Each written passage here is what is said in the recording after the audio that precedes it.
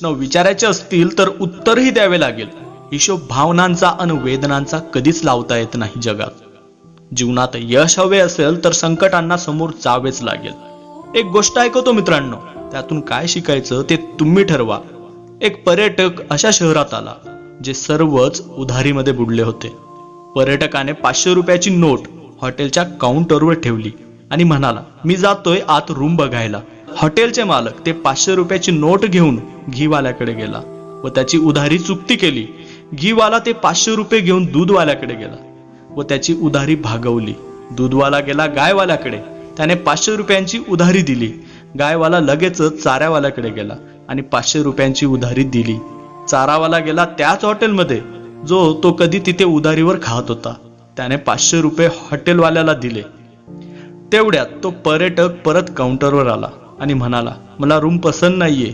त्या हॉटेल मालकाने तेच 500 रुपये त्याला परत दिले. ना कुणी कुणाला दिले ना कुणी घेतले. सगळ्यांचा हिशोब चुकता झाला.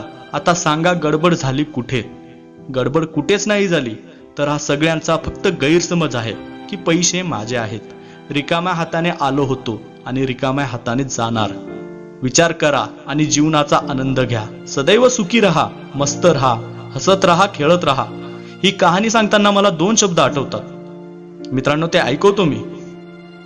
श्वास घेतोय तोवर जगून घ्यावं छान, झाडालाही कळत नाही कोणतं गळेल पान. श्वास घेतोय तोवर जगून घ्यावं छान, झाडालाही कळत नाही कोणतं गळेल पान. आयुष्य म्हणजे शोधला तर अर्थ आहे, नाहीतर नुसता स्वार्थ आहे. ही अशीच एक कहाणी समुद्राची ऐकवतो. समुद्राच्या किनाऱ्यावर जेव्हा एक लाट आली तेव्हा जाताना एक लहान मुलाची चप्पल आपल्या सोबत घेऊन गेली. तो मुलगा वाळूवर पोटाने लिहितो की समुद्र चोर आहे. त्याच समुद्राच्या दुसऱ्या तटावर मासे पकडणारा खूप मासे पकडतो. तो वाळूवर लिहितो की समुद्र पालन करता आहे. एक युवक समुद्रात बुडून मरतो तेव्हा त्याची आई वाळूवर लिहिते, समुद्र खुनी आहे. एका दुसऱ्या किनाऱ्यावर एक गरीब वृद्ध वाकड्या कमरेने फिरत असतो. त्याला एक मोठ्या शिपमध्ये एक अनमोल मोती सापडतो. तो वाळूवर लिहितो की समुद्र दाता आहे. अचानक एक विशाल लाट येते आणि सर्व लिहिलेले पुसले जाते. लोक काही म्हणू द्या, परंतु अथांग विशाल समुद्र आपल्या लाटांमध्ये मस्त राहतो. आपली भरती ओहोटी तो आपल्या पद्धतीने सिद्ध करीत असतो.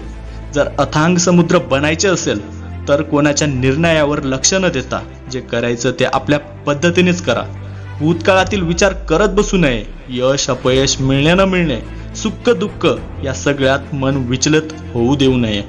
जर जीवन सुख शांतीने भरलेले असते तर मनुष्य जन्माला येताना रडला नसता. जन्माला येताना रडणे आणि मेल्यानंतर रडवणे यामधील संघर्षमय वेळेलाच कदाचित जीवन म्हणतात. लोक पैसे कमवण्यासाठी तब्येत खर्च करतात आणि पैसा आला की तब्येत चांगली करण्यासाठी पैसे खर्च करतात. म्हणूनच जीवन हे संघर्ष आहे आणि मृत्यू विश्रांती. मित्रांनो, या छोट्या छोट्या गोष्टी तुम्हाला जीवनात खूप काही शिकवून जातात. बस त्यासाठी स्वतःची काळजी घ्या. मित्रांनो, हा व्हिडिओ तुम्हाला खरं जीवन जगण्यासाठी मदत करेल तर तुम्हाला जगाची रियालिटी रिअलाइज नक्कीच झाली असेल. मग हाच तर आहे जीवनाचा खरा सार. व्हिडिओ आवडला असेल तर लाईक करून शेअर नक्कीच करा.